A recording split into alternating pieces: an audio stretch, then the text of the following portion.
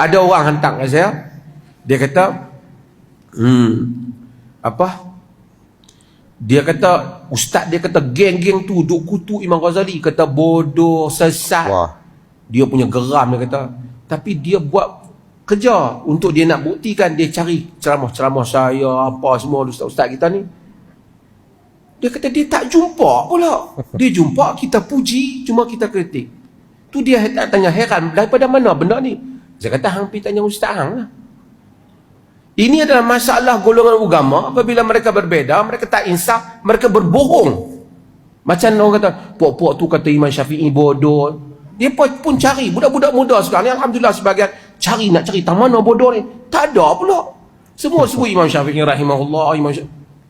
Dia kata, lepas tu jumpa ustaz ada. Tak ada pun dia puji ya. Ada, cuma dia tak mahabak dengan ceramah. Sama-sama dia ada kutu. Punya mangkak. Assalamualaikum warahmatullahi wabarakatuh.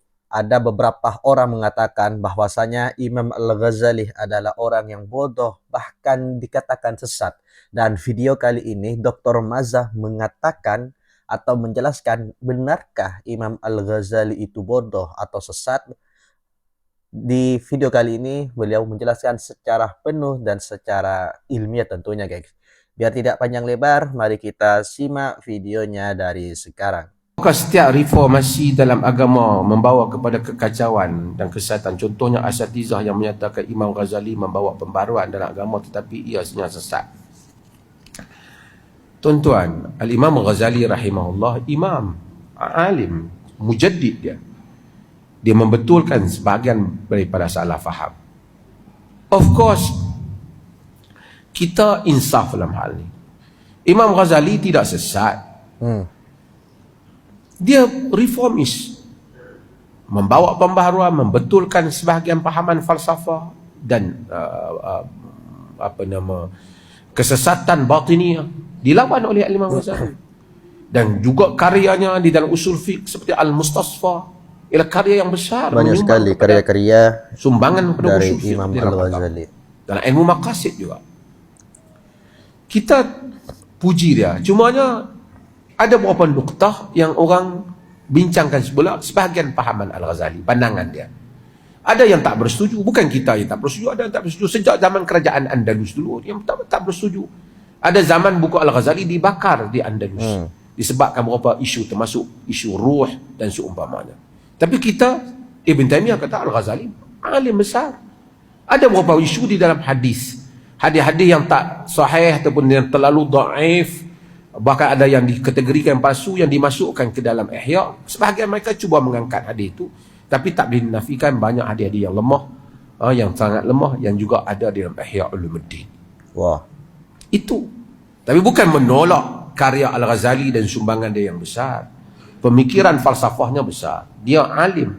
Dia adalah merupakan genius di dalam Islam yang sukar ditandingi.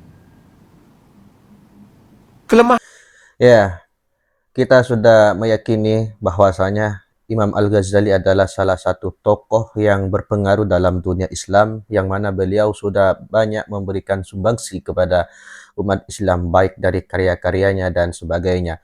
Untuk masalah kritikan, itu adalah hal yang biasa. Pada zaman dahulu, di zaman Imam Al-Ghazali, bahkan beliau kitabnya dibakar.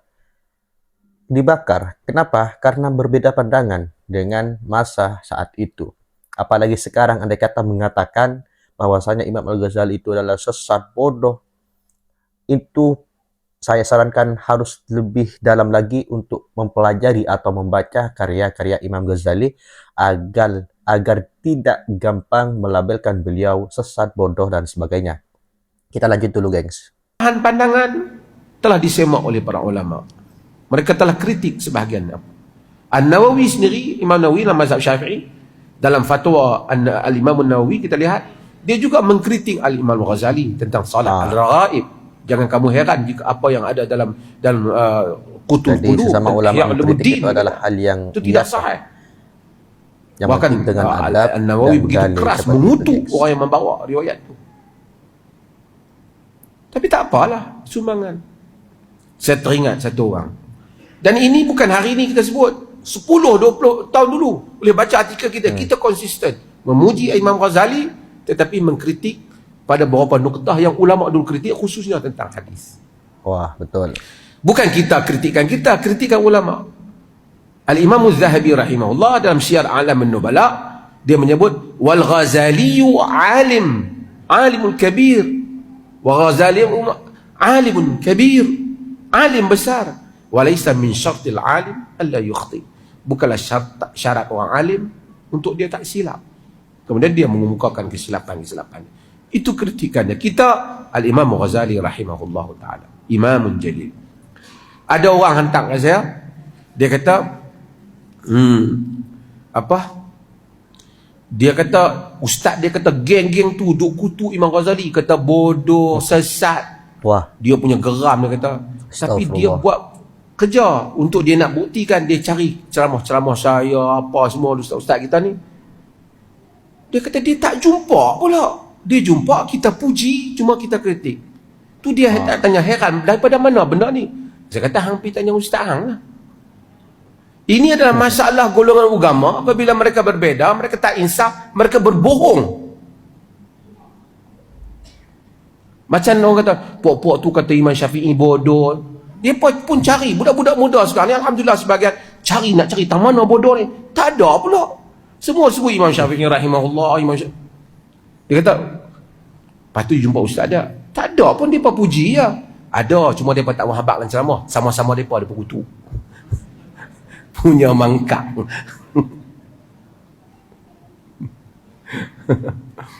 Dia punya nak kata juga.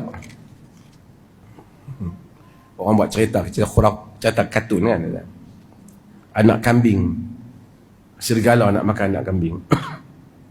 Lepas tu anak kambing tu duduk tepi kolam ayak. Pasal apa nak makan aku? Dia kata sebab hang telah mencemarkan ayak ni. Dia kata aku tak minum lagi pun. Dia kata tahun lepas hang cemarkan ayak ni. Tahun lepas aku tak lahir lagi. Tak. Bapa hang dulu cemarkan. Macam tu lah. Kaki ni buat fitnah. Tapi alhamdulillah dia heran pasal kau ramai. Dr. Mazza ni kita dah habak. Kita dah bohong macam-macam dah ni. Pembohongan. Hari pertama, hari kedua ada orang semangat. Tapi bila orang cek, benda. Alhamdulillahirrabbilalamin. Dalam video kali ini, Dr. Mazza menyentuh satu isu yang sering menjadi perdebatan dalam kalangan masyarakat Islam, yaitu dakwaan bahwa ada pihak kononnya menghina Imam Al-Ghazali dengan melabelkan beliau sebagai sesat atau bodoh. Wow. Menurut Dr. Mazza, dakwaan seperti ini perlu disemak terlebih dahulu sebelum terus dipercayai. Beliau menceritakan ada individu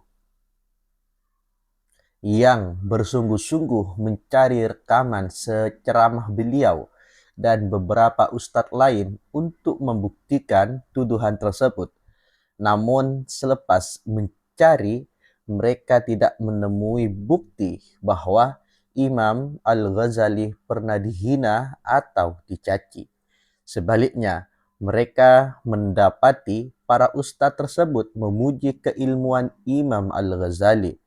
Cuma terdapat beberapa pandangan ilmiah yang dikritik berdasarkan penelitian para ulama. Disinilah Dr. Mazza menegaskan perbezaan yang sangat penting. Mengkritik pandangan tertentu bukan berarti menghina tokoh tersebut. Dalam tradisi ilmu Islam, ulama sejak dahulu saling berbincang, berbeza pendapat, dan mengkritik hujah antara satu sama yang lain. Tetapi semua itu dilakukan dengan adab serta tetap mengiktiraf kedudukan dan jasa tokoh yang dibincangkan. Dr. Mazza menegaskan bahwa Imam Al-Ghazali merupakan seseorang imam besar, seorang yang alim, mujaddid, dan tokoh yang memberi sumbangan sangat besar kepada dunia Islam.